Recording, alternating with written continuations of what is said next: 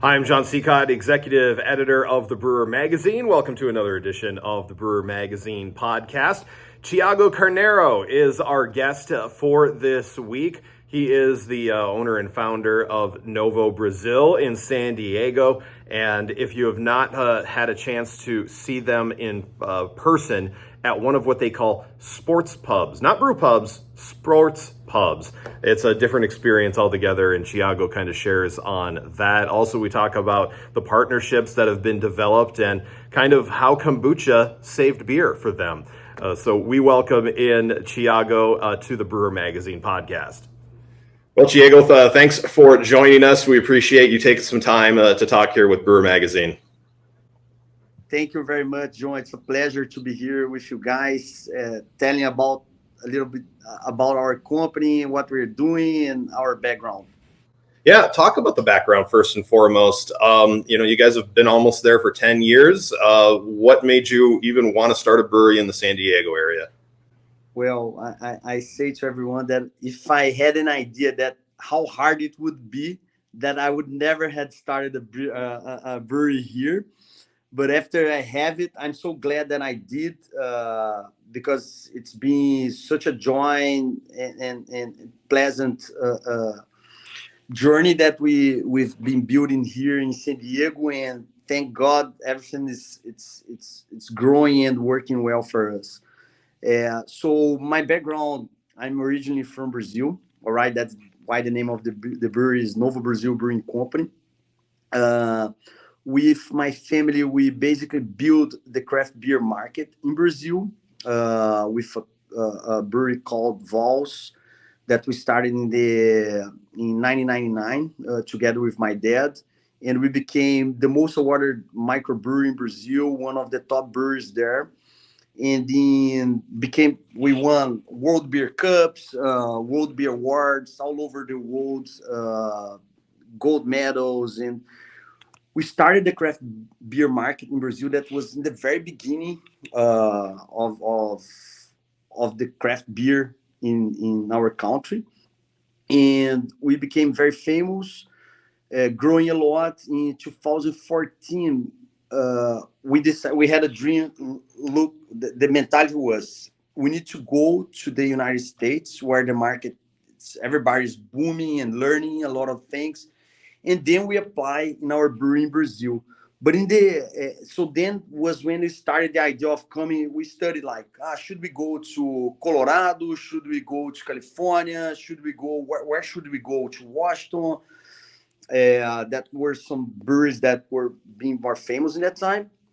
And then we decided to come to one of the most competitive markets in the country, that was San Diego, right? Don't ask me why, but the mentality was, all right, we learned there, we apply in Brazil, and we can bring to the United States our kind of vibe of Brazil. We use a lot of fruits in our beers, and then we start develop a new concept over there, and we can be successful there and also be successful in Brazil. But in the middle of the way, we decided we were approached with a very bold dream together with Anheuser-Busch, to build a group of microbreweries all over the world. And we decided to sell our brewery in Brazil to Anheuser-Busch. That was back in 2014. And then this project here stay in the middle of like, all right, me and my brother were inside AB. My father moved to the US, but they didn't adapt so much. So we kind of, between 2014 to 2018, was super hard for this company, because even though we came with Brazilian flavors and different styles, we won a lot of prizes in the US as well. But none of us were here to take care of the business, all right? And as you know, microbrewery can be really fun, but in the end, it's a business. It has to survive as a company. It has to be profitable. It has to have things very organized. Otherwise, it become a headache. So between 2014 2018 was hard years for this company, and I was going to move to Europe in that time. We were doing a lot of things to Anheuser-Busch. We became partner of a company called Executive Ventures, and then when your heart tells, man, I don't want to work in a big company anymore, a big corporation. I need to go back to do my own things.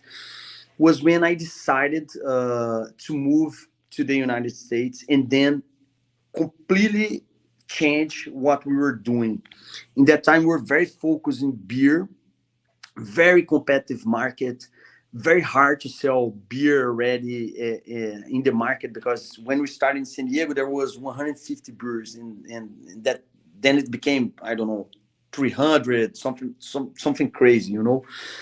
And we decided completely to change the plans and focus more in retail operations, open our own bars and restaurants in order to focus only in canned beer that was already very hard to make money, very competitive in pricing, and we weren't able to succeed in that line. Uh, so then was when we start building huge bars, very focused in sports, microbreweries focused in sports, that we could bring the soul of the being different using our talent with beer, with beverage, very unique, but also bring the experience of fun, of happiness, of bringing good food. So we did huge investments. And the first bar that I opened here, John, it was also crazy in the South Bay of San Diego. As we were the first beer brewery in the South Bay of San Diego. That's basically San Diego to National City, Imperial Beach, and Chula Vista. Who is familiar with the map of San Diego will understand. And the community support us a lot. And we opened a location for almost 1,000 people in the end of 2019, November 2019. And my friend, what happened in the beginning of March, COVID came. We opened, booming, space full capacity every day. And then we hit it, COVID. Man, I look to myself as, I mean, I'm the dumbest person in the world, because we were struggling for the first 4 years here, how to survive, and then I decided to go all in a huge, massive restaurant, opening the end of the year, and then COVID hit us. Like I don't know what to do anymore. Like I don't have any more tools in my hands. But it was unbelievable. During COVID, we had a project that I started of kombucha, bringing all the know-how that we had in fermentation. We developed some liquids very cool and very focused, built for a brand built for San Diego. That's NOVO Kombucha. That's one of the top kombuchas in California right now. And during COVID, it was just a hit, you know, like we were in all the groceries, and this was very good supporters during that moment. And then the rest is history.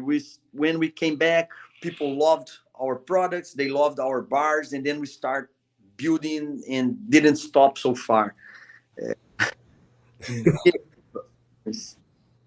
Well, that's awesome. And so, really, I mean, it was a product innovation that really kept you guys afloat then. I mean, was that the thought process, or was it just let's throw something at the wall and see if it sticks at that point in time? No, it was more like a thinking innovation. As I told you, we were not succeeding in the beverage in that time with beer, because the market was so competitive, and we were losing a lot of money with beers in cans. So we decided to focus more in our own experience, all right, building our own place. And with the kombucha, the thought was not saying bad about our competition, but when I tried all the other hard alcoholic kombuchas, I said, man, this is really hard to drink. The taste, it's kind of the background of fermentation, very cool brands, but the liquid wasn't that top. And I saw a huge opportunity of jumping into that using our know-how in fermentation and starting a very cool brand in other segment that were kind of all right. You're in the beer category, but you're something new, all right. And then people loved the product and the branding as well. So I think was just thinking how could we bring a different revenue to our company, since the beer category was already too competitive, all right. But yes, focus in innovation. And together with that, we did something that everybody in that time was trying to go national, and we did exactly the opposite. We focus in our community and in our local market in San Diego. So we built partnerships with all the sports teams in San Diego. So we're sponsor of the San Diego Wave. That's the first club of women's soccer here in San Diego. That's huge. We partner with the SDSU here, so the Snapdragon Stadium, we have locations over there. We partner with the Aztecs, that's the basketball team here. We partner with the San Diego Padres, that's our baseball team here. And together with that, we started sponsoring all these teams that the community loved in, and the product became more approachable to everyone in San Diego, and the community felt embraced also, because that was what we were trying to do, like being part of the community here and really doing something for San Diego. And then from there, we became basically a sports bars that we call our sports brew pub. We are the biggest sports brew pub in Southern California. We have right now 3 locations that all the locations are like more than 10,000 square feet total. And they fit more. I don't have my smallest location here fit like 600, 700 people. And we invest a lot in technology. So we have huge LED TVs that's almost like being inside of a stadium, with those cameras that you have the stadium that they play with the people in the table. We have smoke coming whenever it's a goal or celebration. So we became kind of an entertainment of sports for the local craft community here, and we were the only one, again, focused a lot into sports, delivering not only amazing beers, but also an amazing experience together with the vibe and the happiness of Brazil. So we're basically the only Brazilian brewery that you can find in the United States, you know. And I think all that combined made us survive and succeed to be able to celebrate the 10th anniversary this year. Well, and I mean, it's such a different mentality to put that entertainment aspect in. I think when someone is opening a brew pub, the first thing they think of for entertainment is maybe having some TVs on the wall, maybe putting some games available. You guys actually are creating part of the entertainment within what is the distraction on the TV as well. Where did that thought process come from? Was it something that you always wanted, something that someone brought to you? You saw it somewhere else? What inspired that? So it's a mix of things, all right. That you come each United States. It's like having the whole world, all right. Each part is very different. You have to understand your local market and understand what they like. But what I saw is that we had a huge opportunity in embracing sports big time, because you have sometimes major companies doing, but they do in a different way, all right? We did it the completely experience. We knew that here in San Diego, people love sports. We knew that there was this gap in the market, and also there wasn't any other brewery doing something similar, like for craft, doing something similar that we're doing. So kind of was it's always a mix, all right. It's never you never I have this dream and I go all in.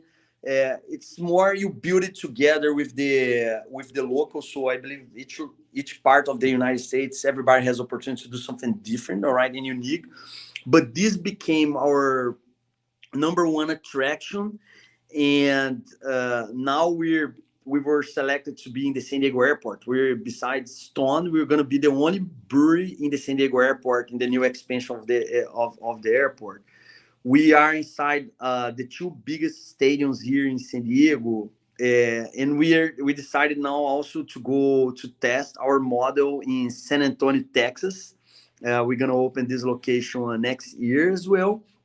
And again, uh, I believe that there was this gap also of how people entertain themselves with sports, because you basically have one major chain, 2 major chains focusing that, in a and then we didn't have anyone local doing this, and we're going to open our sixth location right now in San Antonio, Texas. We have more two plans to expand here in San Diego, plus the San Diego airport as well. So we're becoming more, I would say, a mix of I call it a sports brew pub.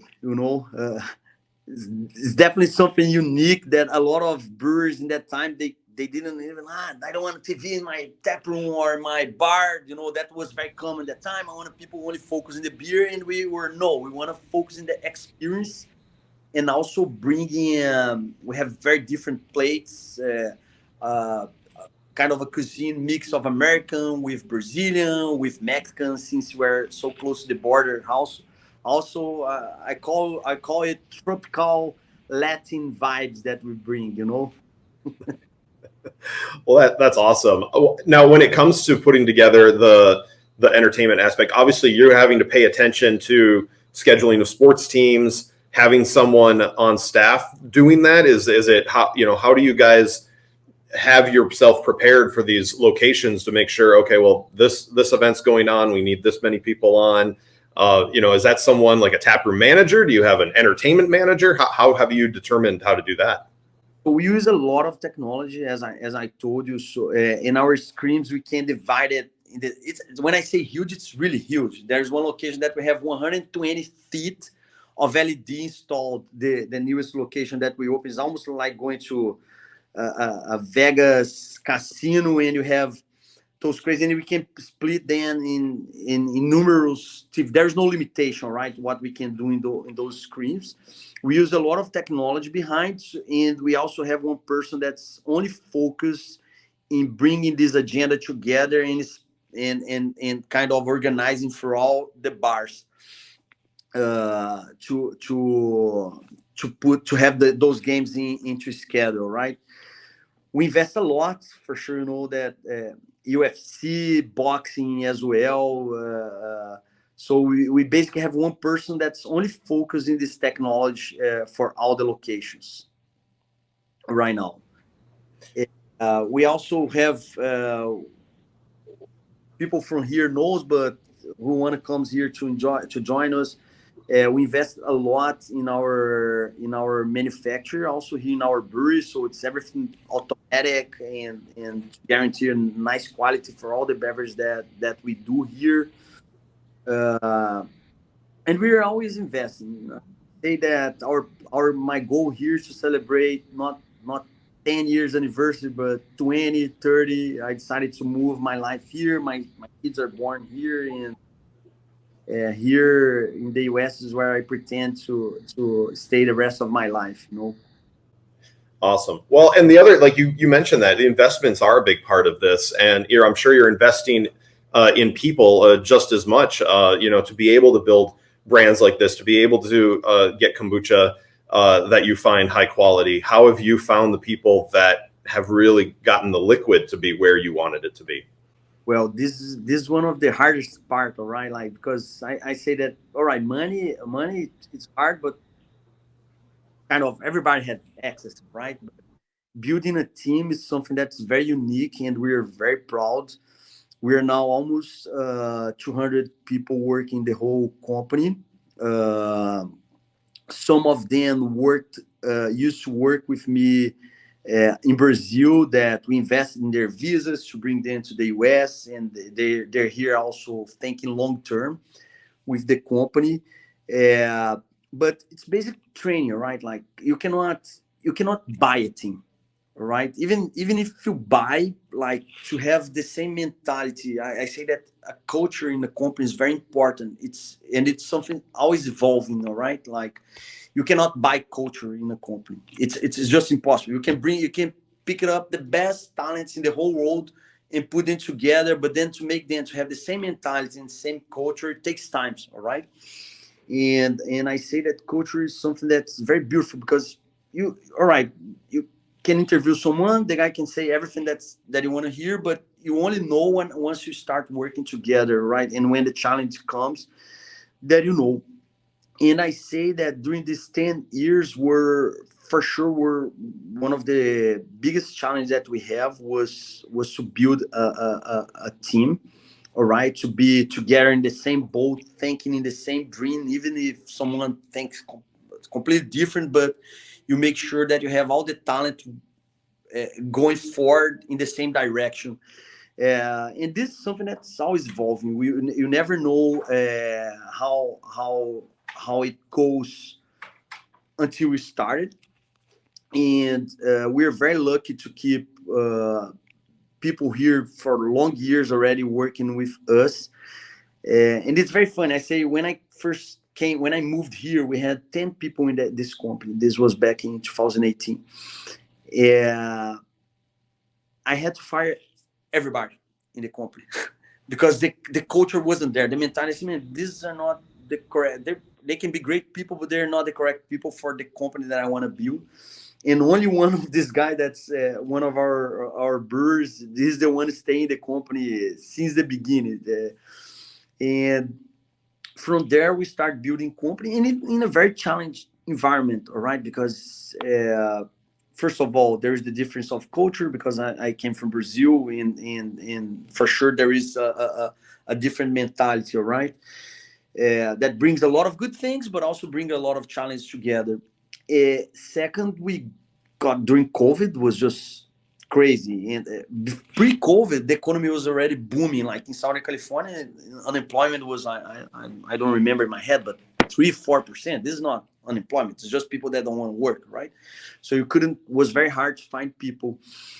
Then moving forward came COVID, that became even harder to hire people. And then after COVID, but I think again, a culture when you start building inside of a company, it's like a whole body that whenever someone that thinks very different, when the culture is strong, they just don't stay. The body takes out that person out automatically, and those people that enjoy the culture, they stay longer time together because they see bigger picture value staying in the company. And that's how I think.